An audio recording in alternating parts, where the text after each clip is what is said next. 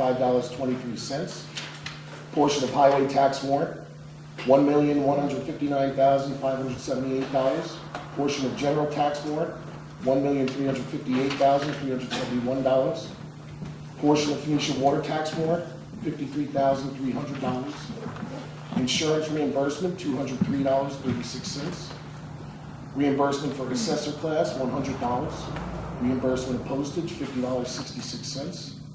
Ambulance fees, $4,356.06. Cell tower rental, $337.30.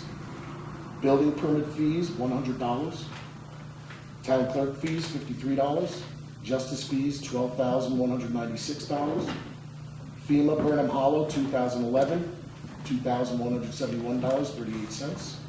And dog license, $32.50. For a total of $2,595,644.49. Communications. Rob? Yes. On that supervisor's report, was it explained about the Pine Hill Water property sale of the property there where we did accept a $10,000 bid, but Yeah, we never, yeah, so the $10,000, the parcel was sold for $10,000 by a gentleman who then came and decided he did not want the parcel. So we had to reimburse him the $10,000, which then it fell to the second bidder who backed out of the deal, and then fell to the third bidder being Rensselaer Grand LLC, I believe was the name. So basically the gentleman that owns the property surrounding the parcel that was up for sale, which is above our minimum bid. So.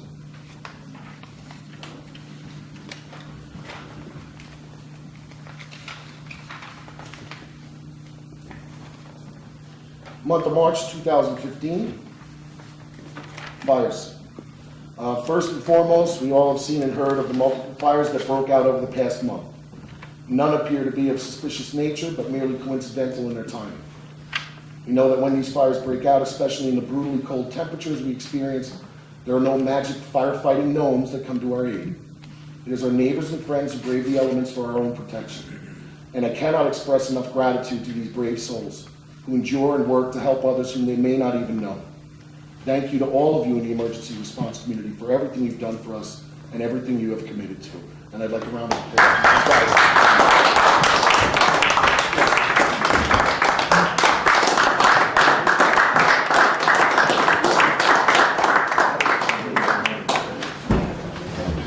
It was brutal out there. And again, these aren't even people from our own community. These are people that came from outside our community to assist us. KeyBank. Last word we received from KeyBank is that their insurance investigators were still working on a final report, and over the next few days we can expect an announcement on how they wish to proceed. They've built a temporary secure entrance in order to expedite allowing customers who have safety deposit boxes access to their belongings.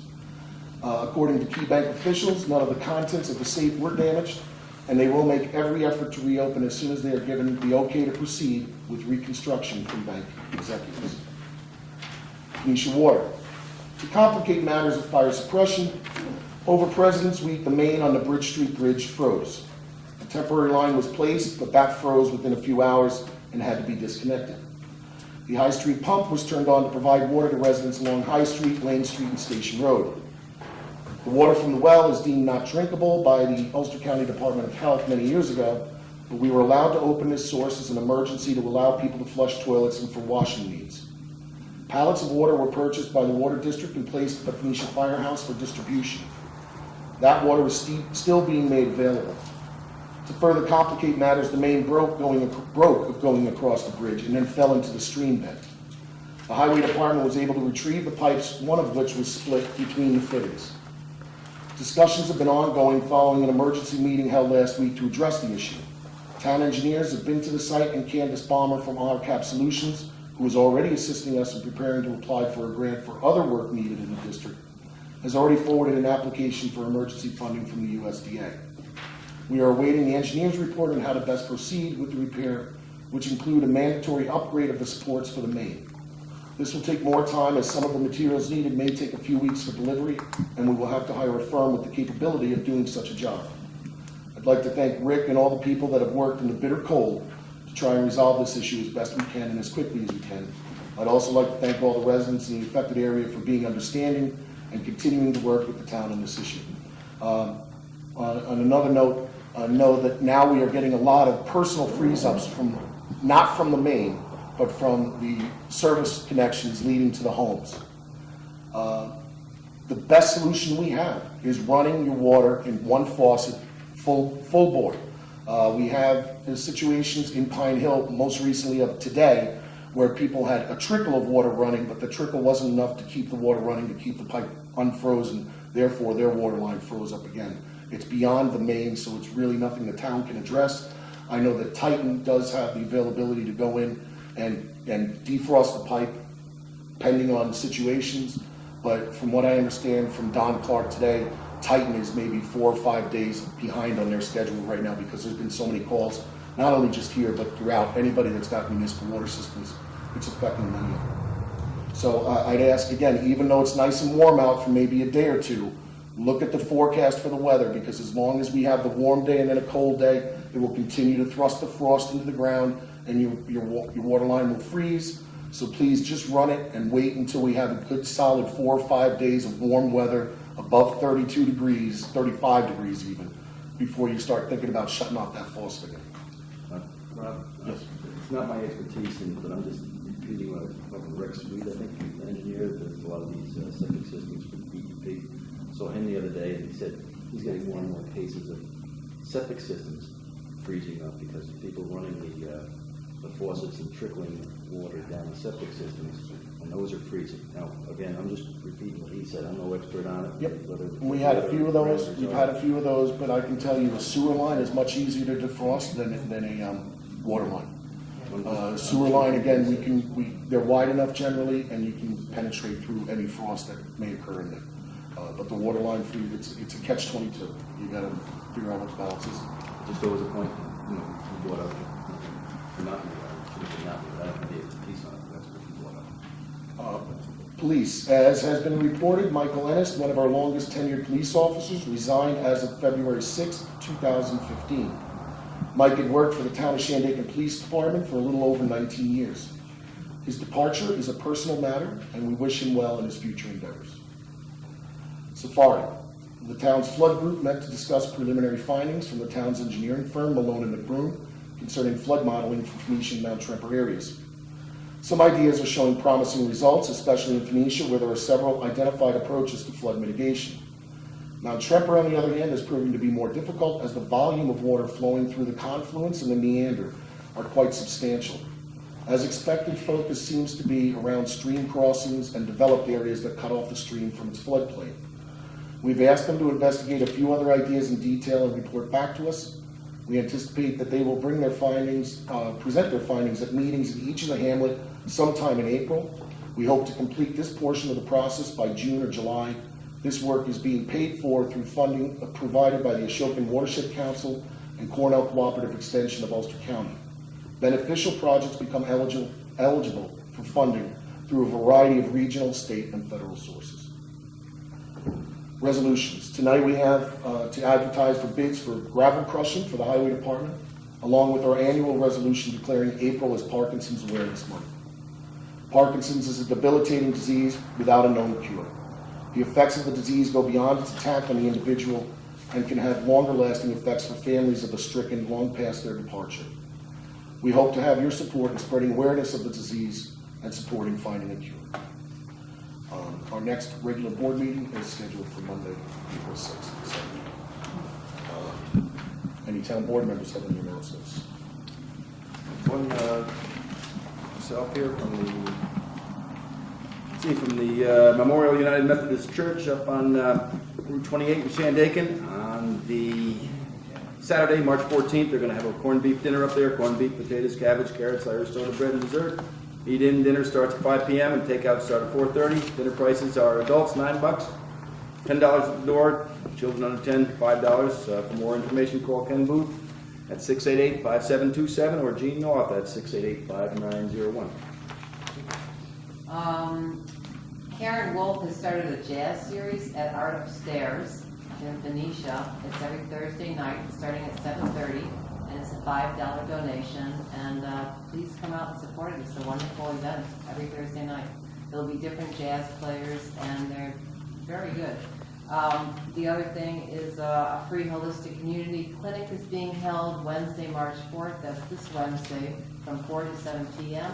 And it's at the Parish Hall in Benicia, right across from the Catholic Church on Main Street. Walk-ins are welcome, no appointments are necessary. And the free computer classes are starting on March 19th to April 2nd. If you haven't signed up already, now's the time to do it. And if you don't have a computer and you're thinking about maybe you should get one, or you'd like to try out a tablet or a computer, or you don't know how to use your cell phone, we'll have volunteers there to help you. And these are for beginners only. People barely know what a computer is. So we told a lot of people last year and the year before, so we want to just help people out. So either call the library and make an appointment, or call the town clerk's office.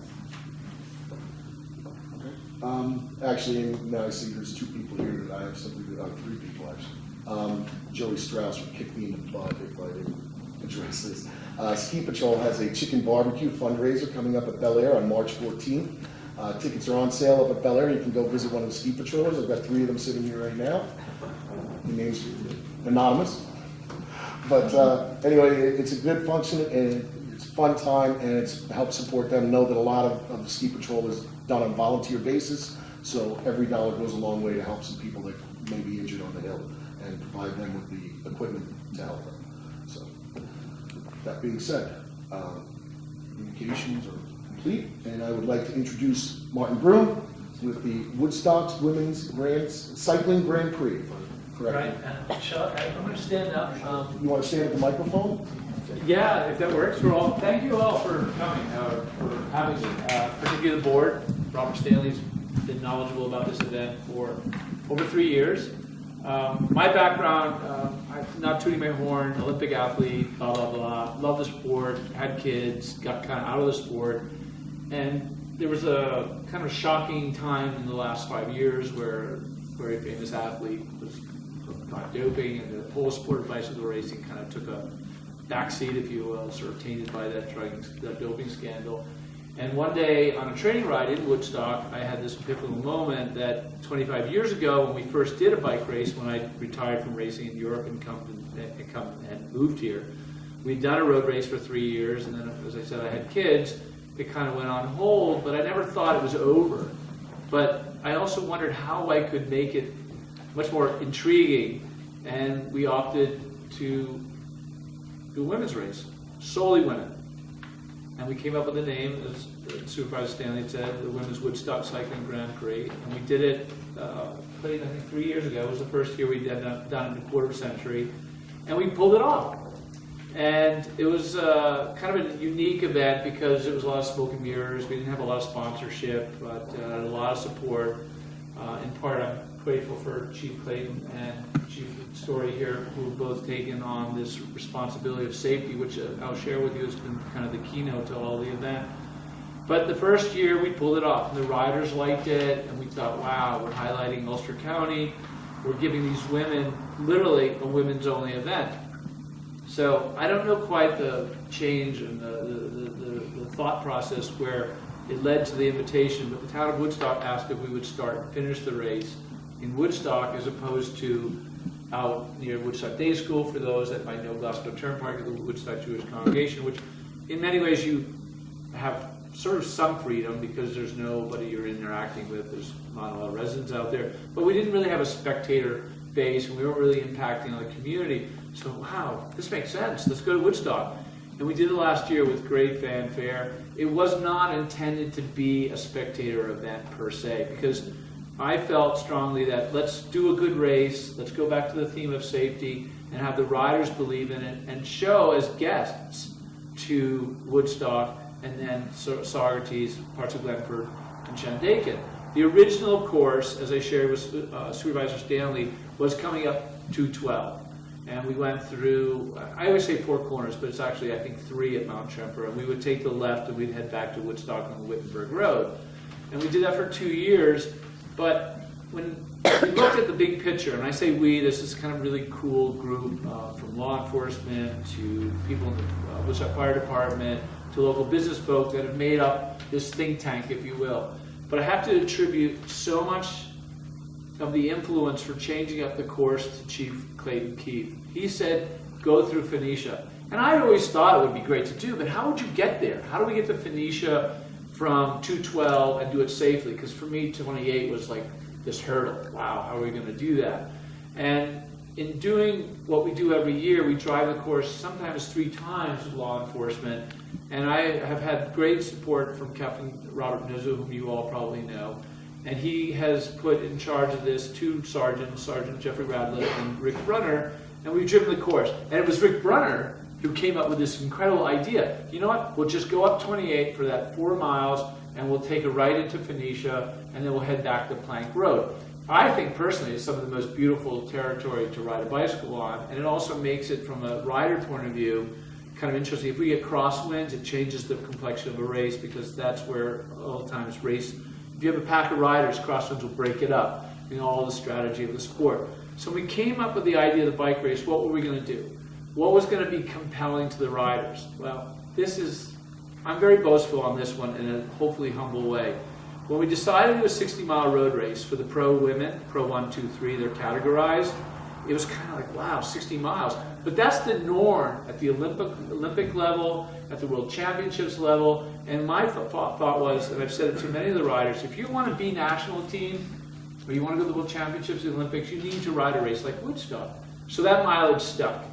And when we added the extra loop into Phoenicia, and again, not to be presumptuous, you know, in keeping up with law enforcement and certainly with Superintendent Stanley, the idea was that we would get your blessing to the degree that we could highlight Phoenicia and add that component to the race, and showing another wonderful part of Upper Ulster County, but in giving the race another 8 miles. Because last year it was 52 miles. They would go from Rock City Road out to parts of Saugerties, come back to Woodstock, they would climb Overlook Mountain, come down, and then they would go up 212 to Wittenberg Road, and then come back by way of the old Hale Mountain Road. That's our version of the Alpe d'Huez. For those that follow the Tour de France, you've got every 5 or 6 years they choose to use this 21 switchback to a mountain ascent. Well, we've got now 7 switchbacks for that section, which then adds it to be that much more competitive. So now we have a 60-mile road race. So we kind of have met that niche. But then we thought more, what's going to make it interesting? Well, it's just going to be about competitive cycling, and it's only focused on women, which are really 2 great thought processes. No, it came up, why don't we do something even more? We're doing a family fun ride, 6.2 miles, starts and finishes in Woodstock, actually goes on part of the course for the racers. And to supplement or complement that, we're going to do a bicycle safety clinic on May 1st, hosted by, and in fact, I should share this with you all. And when you talk about your appreciation of firefighters and like, the Women's Woodstock Cycling Grand Prix is now hosted by the Woodstock Fire Department per the Board of Fire Commissioners voting on it, which for me is a huge vote of confidence, but it's also wonderfully sort of at a level of idealism. You've got this very much male-female kind of synergy happening in this collaborative. You know, that, not that women aren't a part of the fire department, but it's often a male-dominated organization. And what we're seeing now is all of these fire departments believing, and there's 2, particularly Centerville, Saugerties, and then Woodstock, believing in this all-women sporting event. So that said, the fire department really has embraced it to the degree that they're allowing us to hold the bicycle safety clinic in association with the Ulster County Sheriff's Department, the Institute of Health and Safety, and the Woodstock Fire Department. And in doing this, we're going to make it publicly known. We'll send out brochures through Ulster County Tourism, invite as many families. RUPCO is really embracing what we're doing. And we're thinking, Chief Story, that we have 60 helmets through the Sheriff's Department to give out. So the component of safety will be shared, but we're also going to have the kids do drills, and then at the end of it, they'll get a helmet, and then hopefully get inspired to come the next day, obviously weather dependent, to ride that 6 miles. But then the ultimate hope is once they finish with their family or their friends and they're at the start-finish line, we will soon know that within a half an hour or later, the riders in the second race, there are in fact 2 races online. There's a 60-mile Pro-Am, and then there's a 32-mile race that's geared for the developing riders who don't have to do the full length, but they may be also beginners starting out, maybe they're not that fit because of the winter. Those riders that race goes second to the pro because it's shorter and doesn't go up to Mount Tremper, but finishes after it comes off, for those that know Overlook Mountain and McDaniel Road, will take a left back to Woodstock, whereas the pros will go right. And when they come back, hopefully we've got then these family members and the young people who, by the way, at the safety clinic, we have 3 Canadian teams coming. One of the teams coming just recently, half of that team were in Paris 10 days ago and won a bronze medal at the World Championships in indoor track, who are now slated to go to Rio. And there's another team that's training that some of the riders are, apparently, who knows, you never know who will make a team for the Olympics, but are coming to our event with that in mind. Those riders are going to be at the safety clinic. So there's also this hope that, this sort of the inspirational aspect. You've got these Olympians or future Olympians with the families, with the young people, and then they've done the ride, and then the race is going to finish, and they're all going to be sort of part of this block party which we're creating at the end. And then the highlight will be when the riders who are in the longer race come, and working with Clayton, and I'm going to have him speak for a minute, and certainly have your chiefs say a few words, that they, in my mind, it's like, I don't want to use the expression military loosely, but truly they have put together this safety net for this event that's tremendous. But for me, in being here, very humbly so, and thank you for inviting me, is that I'd like to highlight the town, but also in a beneficial way to the economy. There's no guarantee of any of that, because weather's always dependent and the like, but we had thought in this group how we could highlight the Main Street. But in talking to law enforcement, particularly the 2 chiefs that are here, I don't want to be that annoying thorn in the side with the bike race that causes closing down the road and doing this on a spring day, May 2nd. Could be the beautiful weather, and it could be the highlight of post-cabin fever for a lot of people. But, and that said, we don't want to go up to the Phoenician restaurant, and originally that was the idea, 28 to Phoenician restaurant, take a right, and they're going to come. Because the lead up to all of this highlighting is that there will be a race within the race. There'll be the Phoenician Sprint Prize. We actually have a donated arch, which is very sort of flamboyant in its appearance, and it's a race within a race. So the riders will know that. The spectators will know that, and this sort of as a side, here, I'll share this with you. It's sort of casual, it's not to scale a lot of the way, but this publication you may all know, Good Life Journal, it's really all about kids. Well, they've embraced it so that their spring issue will be that map I'm showing you. And the Phoenician Sprint Prize, or the Phoenician Sprint Prize, is on it in a way that the spectators can come and they can actually see it and then drive back to Woodstock to see the finish. So it's a vista point. As a side note, the riders in a 60-mile road race are given what they call a feed zone. They don't stop. It's their team will hold up a bottle or a musette bag and they have food in it, or the bottle will have rehydration. That's being hosted by Catskill Rose, which is a perfect spot. There's parking and it's a straightaway. But in order to make Phoenicia be, in my mind, appealing to all parties, particularly the town and you folks and the businesses, is to bring the spectators. Why not bring them to come watch another part of the event? The Phoenicia Sprint Prize is a big deal, in truth, because not only is there a small cash prize, but there's a jersey given. And that's huge, because when these riders are at the end of the race and that they've won the race, and hopefully you'll all come, and I have another aspect to make it fun for you to think about coming as well, but if you're there and you see the awards, that jersey's given, and they're in front of all the audience. I mean, it's a big deal for an athlete, but it's great for sponsors and spectators.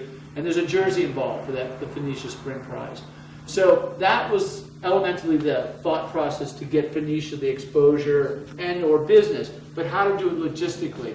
And again, you know what? All my idealism aside, I need to really allow these guys to take the helm when it comes to safety. And credit to Chad, Chad Clayton by this point is how I know them. But they looked at the situation of your Main Street, and I got this perspective, put it in front of once you had an ice cream store, or is it still there? I think opposite gas station. I'm sorry, I don't remember all the stores, but that's where I was thinking we'd do it, would highlight everything. In all fairness, credit to these guys, I would wreak havoc on the town. So what we've done is, instead of going to the Phoenician restaurant, we're going to come off of Bridge Street, and they're going to come. And when you do a sprint, you've got to give the riders full use of the road for about 250 meters, which I think is 700, almost 800 feet.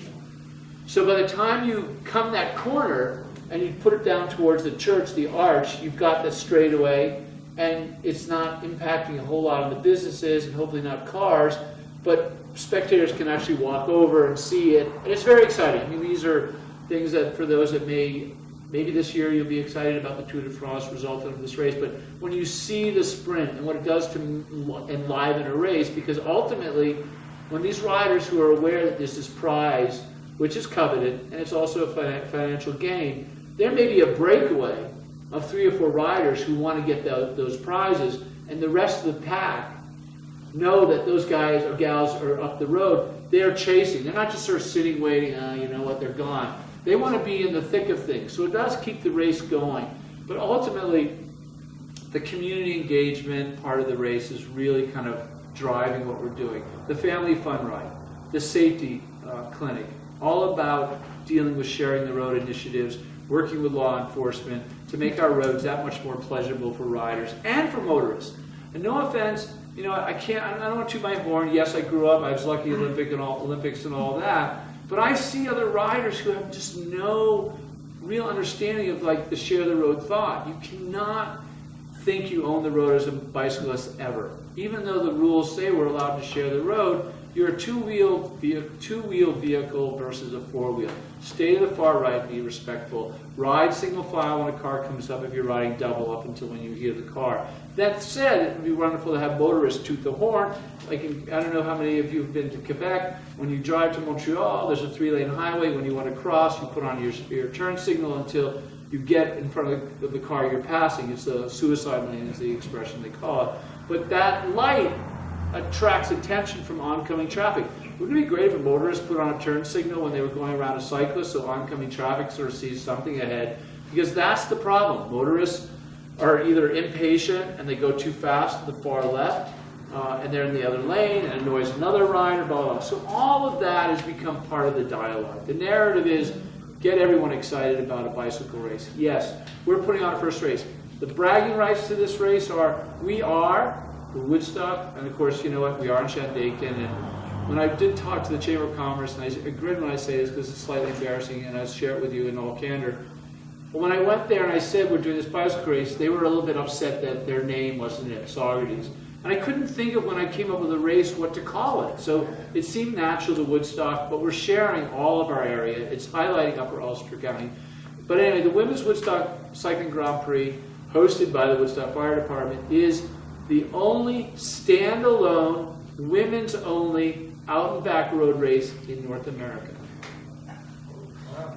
And we take more and more pride in that, because most events actually go out, 4 more minutes, out, and they go on circuits and come back. But anyway, what we're going to do is we're going to come Bridge Street, take a right, and having you feel a comfort zone for it would be great. And if you guys want to add anything in 4 minutes, that would be great too. When Mark came to me 3 years ago, you presented the idea of a professional women's bike race. I had a lot of concerns, safety. Our roads are windy, have a lot of grades to them.